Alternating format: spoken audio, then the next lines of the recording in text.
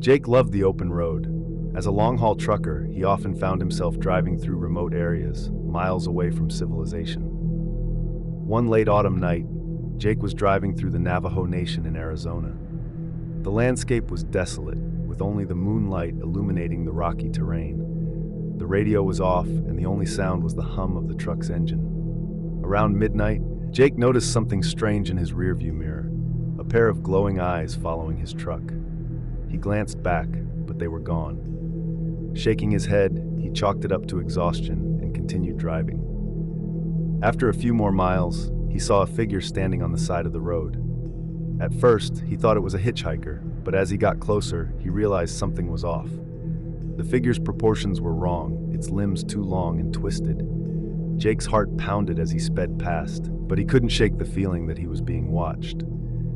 A few minutes later, he saw the same figure again, this time closer to the road. Jake gripped the steering wheel tightly, refusing to stop. Suddenly, he heard a loud thud on the roof of his truck, followed by the sound of scratching metal. His blood ran cold. He glanced in the side mirror and saw the creature clinging to the side of his truck. Its face was contorted into a grotesque smile, and its eyes glowed with an unnatural light. Jake swerved, trying to shake it off, but it held on tight. Desperate, he remembered a story he had heard from a fellow trucker about skinwalkers, witches that could transform into animals and people. Jake reached for the silver crucifix his mother had given him, hanging on the rearview mirror. He held it up, and the creature let out a blood-curdling scream. It leaped off the truck, disappearing into the night. Jake didn't stop driving until he reached the nearest town. He parked at a diner, his hands shaking as he lit a cigarette. He knew he had encountered a skinwalker, and he vowed never to drive through that area alone again. As he sat in the diner, he overheard two old locals discussing strange occurrences in the area. He decided to join their conversation and shared his experience. Their faces turned pale, and they warned him that skinwalkers were known to seek revenge. The next night, Jake was on the road again, despite his fear. As he drove through the same desolate stretch, he noticed his headlights flickering. Suddenly, his truck stalled. He tried to restart the engine, but it wouldn't turn over. The radio, which had been silent, suddenly blasted static, followed by a faint, eerie whispering of his name. Jake's heart pounded as he grabbed the crucifix and exited the truck to check under the hood. As he worked, he felt eyes on him. He turned to see the same twisted figure standing in the shadows, now accompanied by several others.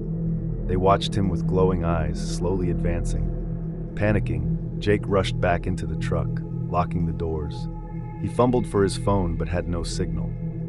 The creatures circled his truck, tapping on the windows and whispering his name. He prayed for help, clutching the crucifix tightly. Just when he thought all hope was lost, a pair of headlights appeared in the distance.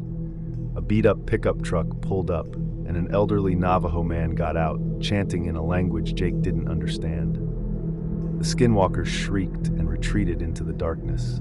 The man approached Jake's truck and motioned for him to follow. Jake, too terrified to refuse, started his truck, which miraculously roared to life. He followed the man to a small, isolated house. The man introduced himself as Thomas and invited Jake inside. Thomas explained that he was a medicine man and had been battling skinwalkers his entire life. He offered Jake protection for the night and taught him some basic protection rituals. Thomas warned Jake that the skinwalkers were relentless and might try to find him again. Grateful but shaken, Jake thanked Thomas and left at dawn. He continued his route, always keeping the protection rituals in mind. Though he never saw the skinwalkers again, he could never shake the feeling of being watched, especially when driving through remote areas at night. Jake's encounter with the skinwalkers changed him forever. He became more cautious and respectful of the old legends and the dangers lurking in the shadows. And he never traveled without the silver crucifix, a constant reminder of the night he survived an encounter with a shapeshifter. Emma and her friends, Sarah and Tom, were on a cross-country road trip. They had planned to drive through some of the most scenic routes, including the remote areas of the Southwest. On the second night of their journey, they found themselves driving through a desolate stretch of highway that cut through Navajo Nation land. The The sun had set, and the darkness seemed to swallow the road ahead. The trio chatted and laughed to keep their spirits up, but as they drove deeper into the night, a sense of unease began to settle over them. The radio played softly, but the static would occasionally break through, adding to the eerie atmosphere. "Did you guys hear that?" Sarah asked, her voice tinged with nervousness. Emma and Tom fell silent, listening intently. At first, they heard nothing but the hum of the car's engine. Then, a distant, chilling howl echoed through the night.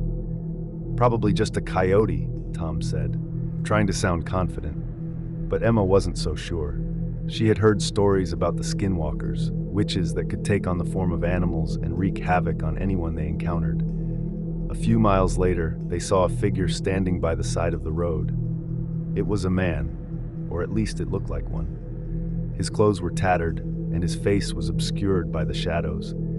Emma felt a chill run down her spine as they drove past. "Maybe we should stop and help him," Sarah suggested, but Emma shook her head. "Something doesn't feel right," she replied, her eyes fixed on the rearview mirror. The figure had disappeared. The group continued driving, but the sense of unease only grew stronger. Emma kept glancing in the mirrors, half expecting to see the figure again. Then, without warning, the car's engine sputtered and died. "Damn it," Tom muttered, trying to restart the car. But it was no use. The engine wouldn't turn over. The radio crackled to life, playing a distorted version of a song they didn't recognize. The air inside the car felt heavy, oppressive. Emma's heart raced as she looked out into the darkness. She saw movement in the shadows, but it was too dark to make out any details. "Do you see that?" she whispered. Tom and Sarah peered into the night, their faces pale. The shadows seemed to shift and move, as if something was lurking just out of sight. Suddenly, a loud thud came from the roof of the car, followed by the sound of scratching metal. "Get out of the car!" Emma shouted. They scrambled out, grabbing their flashlights. As they shone the beams onto the roof, they saw deep claw marks gouged into the metal. The air was filled with an eerie silence, broken only by the sound of their ragged breathing. Tom pointed his flashlight into the darkness, and they saw the figure again, standing just at the edge of the light. It moved toward them with unnatural speed, its limbs contorting as it transformed into a grotesque animal-like creature. Its eyes glowed with a malevolent light, and it let out a guttural growl. The trio backed away, their flashlights trembling in their hands. Emma remembered a protection chant she had heard in a folklore class and began to recite it, her voice shaking. The creature paused, its glowing eyes fixed on her. As she continued chanting, the creature let out a horrifying scream and retreated into the shadows. The silence that followed was deafening. Emma, Tom, and Sarah stood frozen, their eyes scanning the darkness for any sign of the creature. After what felt like an eternity, the car's engine roared to life on its own. They didn't question their luck. Tom jumped into the driver's seat, and they sped away from the accursed place. They drove in silence for miles, each of them lost in their thoughts. The fear slowly began to ebb away, replaced by a lingering sense of dread. They knew they had encountered something beyond their understanding, something that defied the natural order. When they finally reached a populated area, they pulled into a well-lit gas station. The bright lights and the presence of other people felt like a blessing. They got out of the car, still shaken, and inspected the roof. The claw marks were deep and unmistakable, a chilling reminder of their encounter. Emma, Tom, and Sarah decided to cut their road trip short. They couldn't shake the feeling of being watched, even in the safety of the daylight. They knew the legend of the Skinwalkers was not just a story, it was a terrifying reality they had narrowly escaped.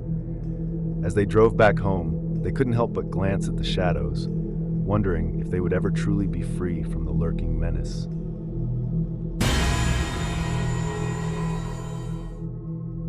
Sam was driving home after a late-night shift at the diner. It was a quiet, lonely stretch of road, surrounded by dense forest on both sides. The moonlight barely penetrated the canopy, casting eerie shadows across the pavement. The hum of the engine and the occasional rustling of leaves were the only sounds breaking the silence. As he drove deeper into the night, Sam noticed a flickering light in his rearview mirror. It seemed to be getting closer. He squinted, trying to make out what it was. Suddenly, the light disappeared, and his car's engine sputtered and died. The headlights dimmed, leaving him in near total darkness. Sam tried to restart the engine, but it wouldn't turn over. Frustrated, he grabbed his flashlight from the glove compartment and stepped out of the car. The cold night air sent a shiver down his spine. He popped the hood and checked the engine, but everything seemed fine. He was about to get back into the car when he heard it, a low guttural growl coming from the trees. He turned, shining his flashlight into the forest. At first, he saw nothing but shadows. Then, a pair of glowing eyes emerged from the darkness, followed by a tall, thin figure. Its limbs were unnaturally long, and its face was hidden in shadow. Sam's heart pounded in his chest as he backed away slowly. The figure stepped closer, revealing a distorted, grotesque face. Its eyes glowed with a malevolent light, and its mouth twisted into a sinister grin. Sam stumbled back, nearly dropping his flashlight. He remembered the stories his grandfather used to tell him about skinwalkers, witches that could take on the form of animals and people. The creature moved with unnatural speed, closing the distance between them in an instant. Sam turned and ran, the flashlight beam bouncing wildly as he sprinted back to the car. He dove inside, locking the doors behind him. The creature scratched at the windows, its claws leaving deep gouges in the glass. Sam fumbled for his phone, but there was no signal. The creature let out a chilling howl, and the car shook as it pounded on the roof. Desperate, Sam reached for the crucifix his mother had given him, hanging from the rearview mirror. He held it up, praying for help. The creature screeched and backed away, its glowing eyes fixed on the crucifix. It retreated into the shadows, but Sam knew it wasn't gone. He kept the crucifix clutched in his hand as he tried the ignition again. Miraculously, the engine roared to life. Sam sped down the road, glancing in the rearview mirror. The creature stood at the edge of the forest, watching him with those malevolent eyes. He didn't stop driving until he reached the safety of his apartment. That night, Sam couldn't sleep. Every shadow seemed to hide a lurking menace. Every creak of the building a sign of the creature's return. He knew the stories were true. The skinwalkers were real, and he had narrowly escaped their grasp. From that night on, Sam never drove alone at night without the crucifix. He warned others of the dangers that lurked in the darkness, but few believed him. The encounter had changed him, leaving him with a deep-seated fear that he would never truly shake. Even in the safety of his home, he could never forget the glowing eyes and the twisted smile of the creature that stalked him on that lonely road. And he knew that somewhere, in the darkness, it was still watching, waiting for the chance to strike again.